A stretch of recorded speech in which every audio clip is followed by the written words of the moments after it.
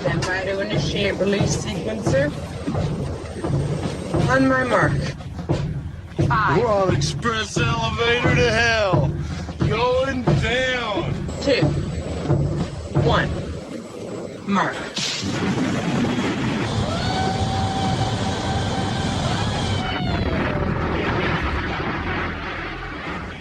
Hello, everyone. My name is Mark, a.k.a. Deringer. Today is Sunday, December 10th, and you're listening to episode 135 of the Instant Action Podcast, your weekly source for Planetside 2 news and information.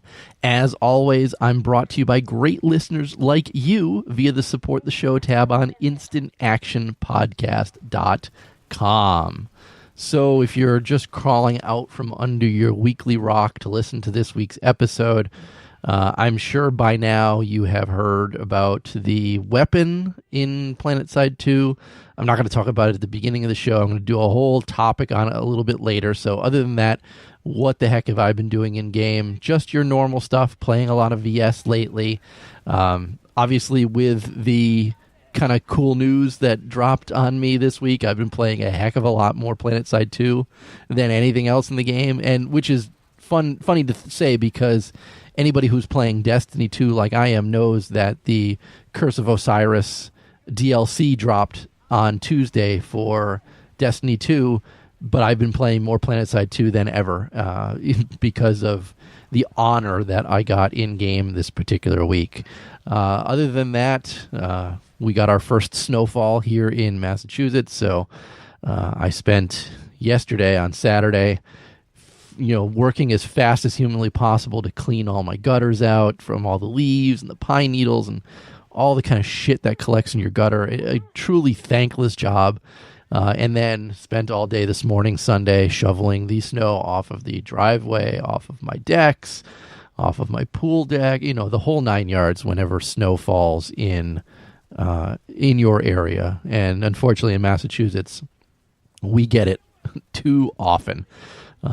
So I can't wait to finish recording this week's show because I have nothing else on the docket today because I went out and busted my ass shoveling snow this morning. I have the rest of the day, quote unquote, off, meaning I don't have to do any housework, don't have to do any other yard work or anything like that. So I do plan to drop myself right back into PlanetSide 2 and work on getting some kills with that new weapon. So other than that, what is actually in store for this week's show? Well, first off, we have a pair of game updates to talk about. And yes, that's a PC game update and a PS4 game update, which both dropped on the same day, believe it or not. And then after that, we're going to talk about that new weapon that you have probably heard about. So please strap in as we hot drop into another episode of the Instant Action Podcast.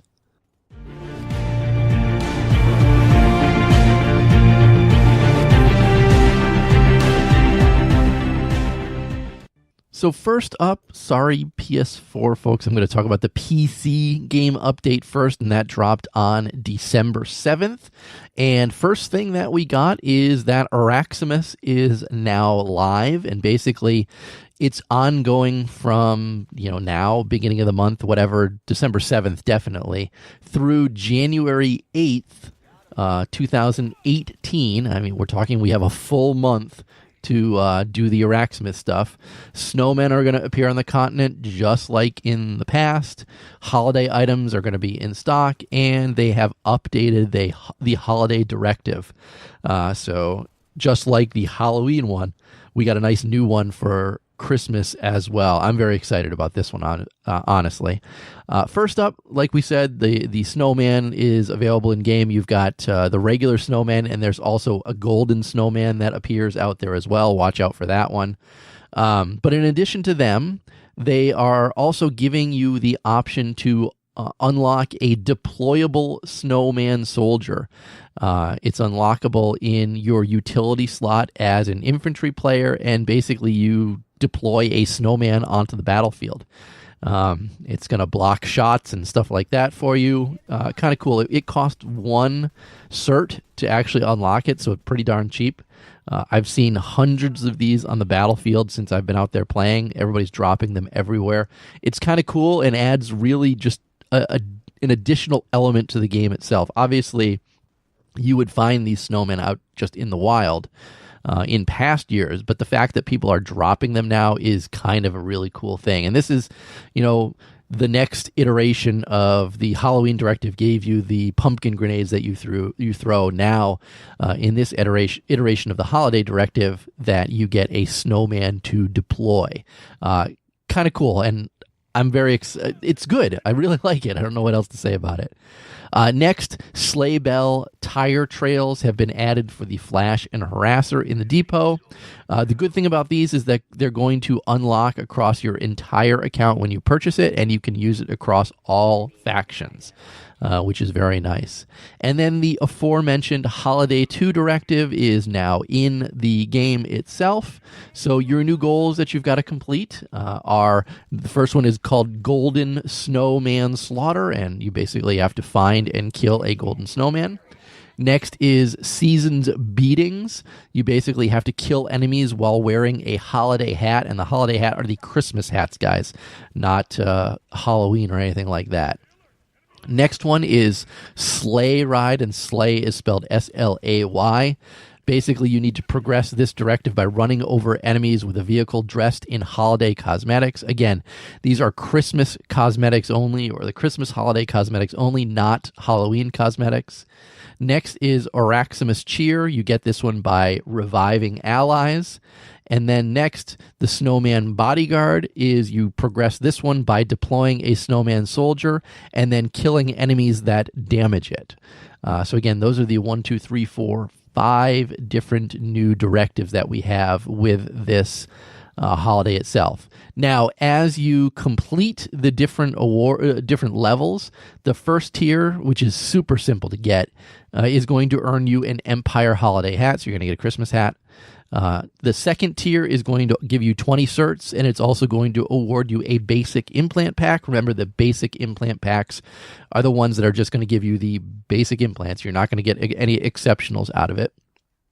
Tier 3 is going to award you 40 certs and also the Holiday 2 profile banner.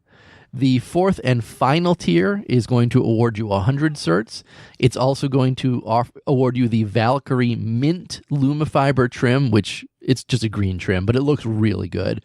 And finally, the Jolly player title. And I can just see the names out there now, which would be hilarious with the name Jolly in front of them.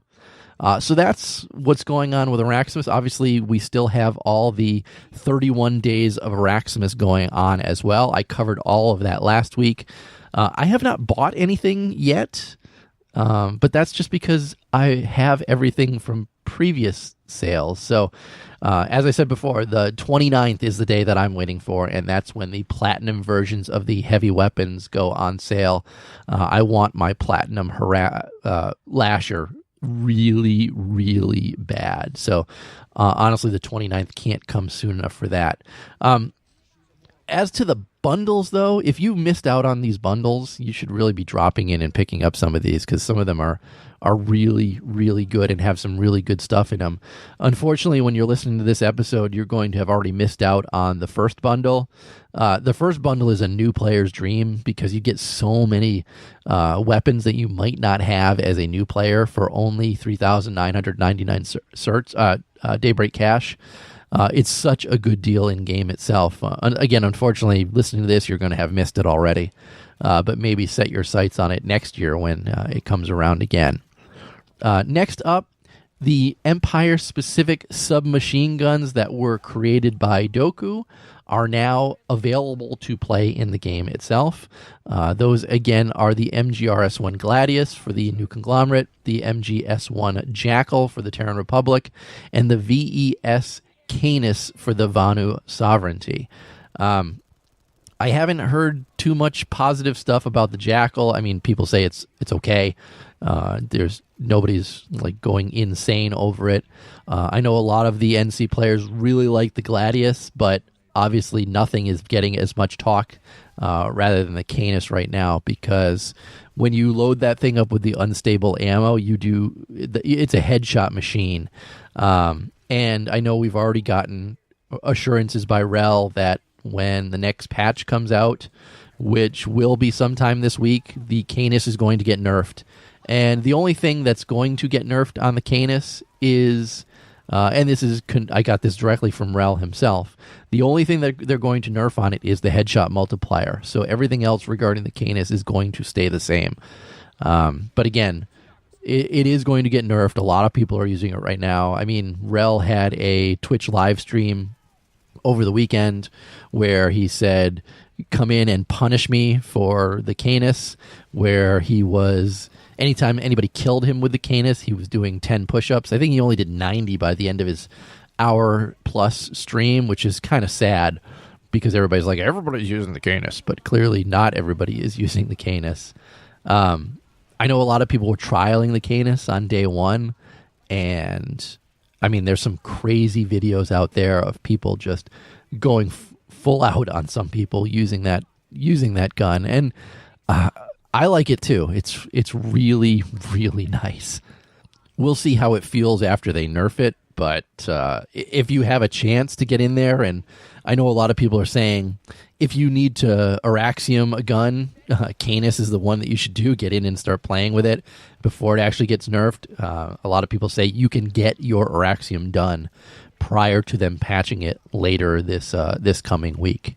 But again, this is just the first round of Doku's weapons. We've got LMGs coming from Doku. We've got carbines coming from him, sniper rifles. You know, a whole slew of new guns are coming. And referencing back to the live stream that Rel had this weekend, he said they're looking to release one of these new weapons potentially every month coming forward. So that means we should see the LMGs most likely in January if everything holds true to what he said. Obviously, you've got to take it all with, you know, how things are released. They've got to go to PTS first, stuff like that. Everybody understands that. But if they're going for an aggressive release style like that, the first 3 months of 2018 are going to be all of Doku's new weapons. And again, in-game, these things look absolutely amazing. Doku, you are a master.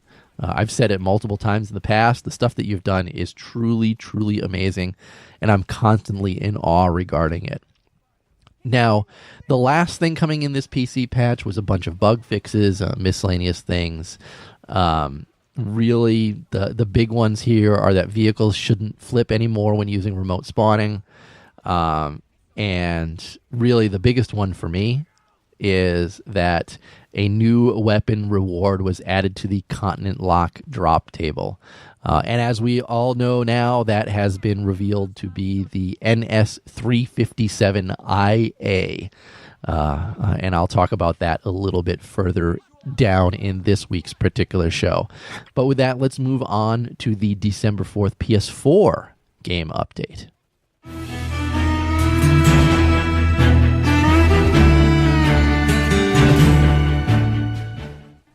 So with the PS4 game update, as I just said, it also dropped on December 4th, but this marks the first time in my memory that we had both a PC game update and a PS4 game update drop on the exact same day. And I know this is something that Nick said they want to have happen all the time.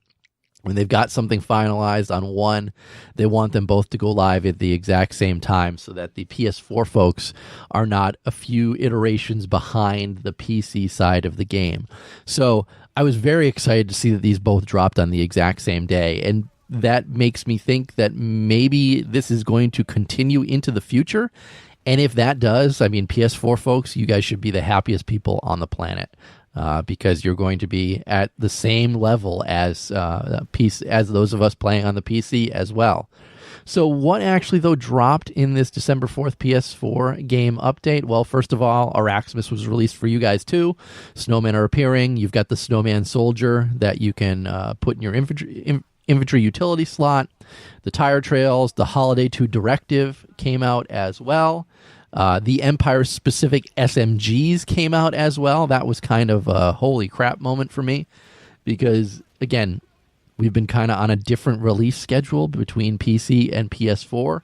So to see a weapon that dropped on PC one day, dropping on PS4 the exact same day, That is huge. I mean, maybe the PC guys take this stuff for granted and don't realize what's going on the PS4 side, but in the past, it almost felt like the PS4 has been treated as that redheaded stepchild, no love from Daybreak Games. But in this particular instance, you guys on the PS4 got a weapon the exact same time as guys on PC, and that is awesome. And I hope that continues going into the new year itself. But other than that, PS4 did get some additional things. And the biggest or the first is the implant system was released on the PS4. Now, this is a big one for you guys over on the PS4. So, again, you're able to equip them, purchase them, break them down, get ISO 4 within the game itself, all kinds of cool stuff like that. And if you had purchased the 5th anniversary bundle or the Commander version of it, they are going to be granting the basic implant packs if you haven't received them. So just kind of sit back and wait for that. PS4 guys, there's no date on when that grant's going to happen, but basically you're going to log in one day and boom, you're going to be granted all of these. So again, 9 basic implant packs. And again, basic implants are just your rank 1 normal beginning implants. You're not going to be able to get exceptionals or rank 2, 3, 4, 5, anything like that. They're just going to be your basic ones. Next, the meltdown alerts were also released on the PS4. So content locking rules altogether have been updated. They've implemented the stricter rules on faction populations so that fights should feel more balanced. And just to reiterate, to lock a continent, you need to activate a meltdown alert. And in order to do that, you have to control at least 43% of the continent. Once the alert is active, you have to hold on to at least 33% of it for 45 minutes. In addition, ISO 4 rewards will be handed out to all players that participated, and you're going to get more ISO 4 based on how long you have participated. So if you do the full half-hour alert, you're going to get 300 ISO 4, and it scales down from there. If your faction also managed to activate the alert and win the alert, then it will lock the continent and you're going to receive a random reward for the loot table. And they've also added some rare and exclusive items, just like on the PC side, to it as well. For the most part, you guys are just going to get decals, though. That seems to be what everybody receives. I've gotten so many various decals in the game for winning alerts, it's not funny. Next, the Combined Arms Initiative also came to the PS4. I'm not going to spend too long going through this one. Instead, I'm going to include a link to the patch notes, and in the patch notes, there's a link to the Critical Mass Combined Arms Initiative game update on the PC. All the stuff that dropped there dropped on the PS4. But basically, this is their way to make vehicle versus vehicle, infantry versus vehicle, and vehicle versus infantry have a bigger or larger balance pass than before. Now, there's been a bunch of different PC patches where they've kind of updated it, changed it. Everything that dropped on the PC side or anything that was corrected or tweaked or changed, made different, that all made it into this pass as well. So basically, whatever the current iteration of Combined Arms Initiative is on the PC side of the game, it is also on the PS4 side of the game. And as always, they will continue to make adjustments to the balance because they don't think that it's 100% where they want it to be. And this is both PC, PS4 side. So everybody can expect tweaks to Combined Arms as we move along. Other than that, there are just some miscellaneous stuff. Rocklet Rifle Ammo is now selectable, and your titles should now appear on the death screen. Kind of, ho-hum miscellaneous stuff. But obviously, the biggest stuff in this is implants, meltdown alerts, Combined Arms Initiative has all finally made its way to the PS4. And that's huge because you guys have been waiting for this stuff for a number of months now. And I can't reiterate enough that it's very exciting as a PS4 player to realize that you're starting to get updates at the exact same time that the PC players are receiving updates. Again, it's putting you guys in the exact same level as the PC side of the game, and it's showing that there's some love for PS4 from Daybreak Games. Very exciting times, and I truly, truly hope that when the next updates come through for PC, that they also come through on the PS4.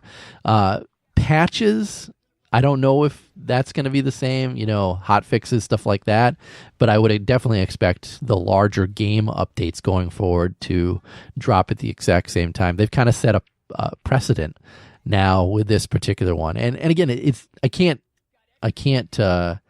emphasize enough that that's kind of huge for the folks over on the PS4. But with that, let's move along from game updates and talk about the most exciting thing that's happened to me in PlanetSide 2 in the last 6 years.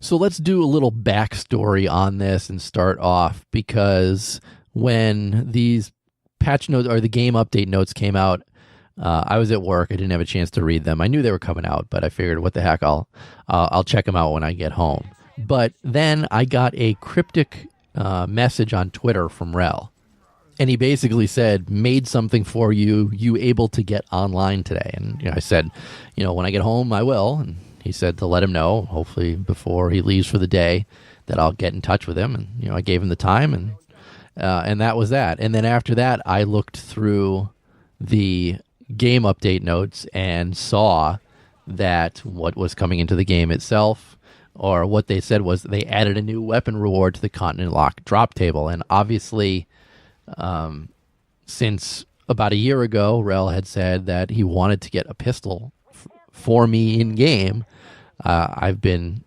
kind of giddy about the prospect of that happening in game itself. But in all honesty, I don't think something like that's ever going to make it in game, and I certainly did not get my hopes up.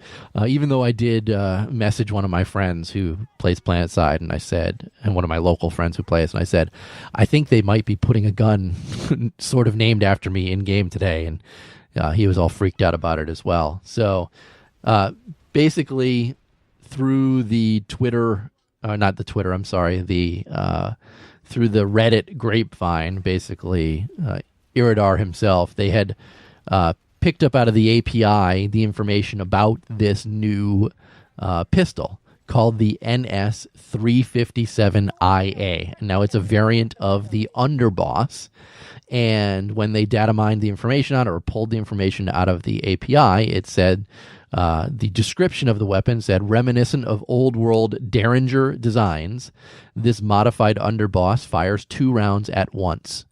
And right there, I knew that, holy shit, Rel finally did it and was able to put a gun in the game, kind of honoring me and the Instant Action podcast, because obviously the IA designation on the NS357 is Instant Action. And obviously, the word Deringer is in the description of the gun itself. So, quite obviously, there are times when I just don't know what to say, because this is the biggest honor that I have ever received in any sort of game that I play, or anything like that. And I'm excited as anything, but humbled completely at the same time that a game company like Daybreak Games would consider what I've done for the past 5 or 6 years that noteworthy or worthy enough to be memorialized with something like this in game. Again, I'm almost at a loss for words, yet that's what I do every week, is talk. So, again, I am so honored that something like this would make it into the game, and I'm so humbled at the exact same time. And then to find that when I got home and messaged Rel, he told me to log into the game. I did, and he granted me this gun on 4 of my 6 characters. I only asked it for 4. The other 2 I don't play. They're just not characters I play whatsoever. So all 3 of my Emerald characters, my VS, my TR, my NC, and my VS character on Connery all received the NS357IA as a gift from Rel. Of course, I forgot to ask him about potentially getting it on the PS4, since I do have a character on the PS4. Maybe at a later date. If it doesn't happen, it doesn't happen. I'm so geeked out over this to begin with that just getting it on one character would have been honor enough, but to get it on a whole bunch of them absolutely blew my mind. In this week's show, I'm going to include a link to a YouTube video that I put together because since I'm the first person to get it, I felt that it would be cool to go out and get some kills live in game, record all those kills, and show the... and I think this is probably the first time anything like this has happened, where someone has gotten the weapon and then gone out and is able to say, I'm the only person that owns this, and here are the people that I've killed with it, and they are officially the first kills with this particular weapon. So, again, I made a video of it. It shows the how the two shots hit the wall. I fired at the wall in a warp gate to show how it is definitely two shots coming out and how there's definitely a spread between them. But before we get into that, here's just the stats on the NS357IA. It's a 250 at 2 meter, 167 at 30 meter weapon. It does fire 2 pellets with a spread of 0.75. It's got a 180 RPM for its rate of fire, the velocity of 300 meter per second. It has 6 rounds, even though it's technically 3 rounds because it fires 2 each time. The full clip is 42 rounds. Reload time is 2.55 seconds for short, 3.55 for a long reload. It does have a headshot damage multiplier of 2 times, which means if both pellets hit in the head, it's going to do 1,000 damage, which is kind of a huge deal. Again, it's just... I'm so excited to receive this gun in-game, and... as I said, I made a little video on it. If you're curious, watch it. It's just a minute or so. Again, it shows the spread, how it shoots versus a regular underboss. And then, like I said, I also showed the first 4 kills, I guess, because the first VS character I killed was Gelos VS. And I play with him in joke, and I told him I'd make him famous. So Gelos is technically the first player in PlanetSide 2 killed with the NS357IA. So if you see him in game, talk shit and tell him how great he is for dying to that. The first NC character was Squish PNC, and I messaged him and said, congrats. The first TR character was Puppies with Guns. Again, these guys are all on Emerald. And the first Max I killed because I got lucky and caught a Max as he was being revived. His name is Decompressed. Only 1 S in Decompressed. Killed him, and I laughed about it. So I'm sorry, Decompressed. I didn't mean to laugh. So there you go. First 4 kills in game itself. I know some other people have received this gun in game as a reward. One of them posted to Reddit about it. I congratulated them for winning my namesake in game. Again, I'm so excited about this stupid thing. The only issues that I have with it right now is that I am horrible using a pistol, but I'm going to be using this thing a ton in the next coming days. So hopefully my pistol play does get a little bit better. The other thing is there's a lot of speculation that this is one of the first weapons included in the Exceptional 2 directive. One thing in the patch notes, there was no mention that the Exceptional 2 directive was added to the game. Right now, there's only 4 weapons listed in it. 2 of them are mystery weapons. One of them is the Platinum Tomoe, and the other one is the Platinum Heavy Weapon, so your Lasher, your mini chain gun, or your mini jackhammer. Can't believe I spaced on that one. So those are the only 4 guns that are in it right now, and 2 of them are still listed as mystery weapons. Obviously, I'm the first one with the Deringer pistol, because I'm going to call it the Deringer pistol from now on. My kills with it are not counting towards that directive. So the question is that not a mystery weapon, or is it just not being properly counted towards the kills. And I don't have an answer for that, and I'm sure we'll find out what that answer is as we move further down the road. The last fun fact about the Deringer pistol, and this also goes for the showdown itself, and this is not something that I'm aware that anyone outside of the developers know. Rel kind of passed this information along to me, so this is the first time any of you are hearing about this. So if anybody is interested in winning the showdown or the Deringer pistol in-game itself, you actually need to own a version of the Black Hand, the default one, the Gold, the Black, or the Ravenous, before you can even get the showdown to be an item to drop from winning an alert. And the exact same thing holds true to the Deringer pistol as well. You need to own some type of underboss on your character, whether it's the regular, the gold, or the platinum variant. If you don't own a Black Hand, or if you don't own an underboss, when it goes to give you the rewards for winning the alert, it will not even count. You'll have a 0% chance of getting a showdown or the Deringer pistol. I know the drop rate is so super low, and the devs aren't going to release that information to us. We just know that it's such a low number. But if you want to increase your chances slightly, or at least up from 0, make sure that you own a Black Hand and an underboss. So hopefully that will blow up on Reddit this week, because that's new news that nobody actually knows about. So that's my gun in a nutshell. Again, I am excited, but I am also humbled at the exact same time. I've personally said thank you to Rel. I want to say thank you again on this show to Rel. I want to thank everybody over at Daybreak Games. You guys have been so supportive of me while doing this solo podcast.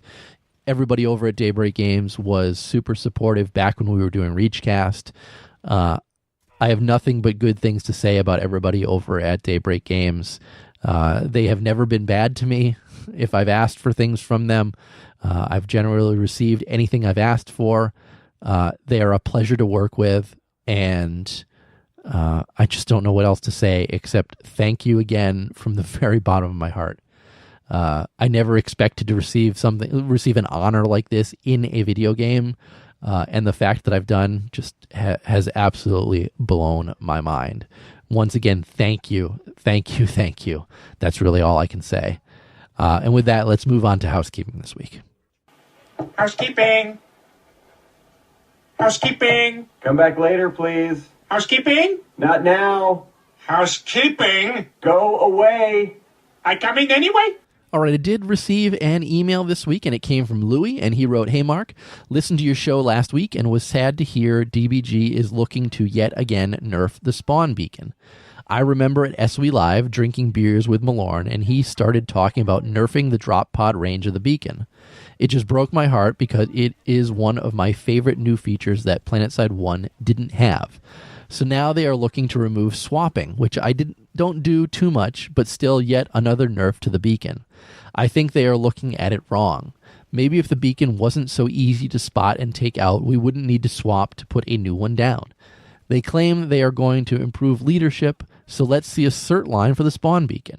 What if we had a choice of improvements? You could have it less visible, maybe a shorter beam, or make it stronger / harder to kill, or make it immune to EMP nades, or you could choose to reduce the timer instead. Thoughts?"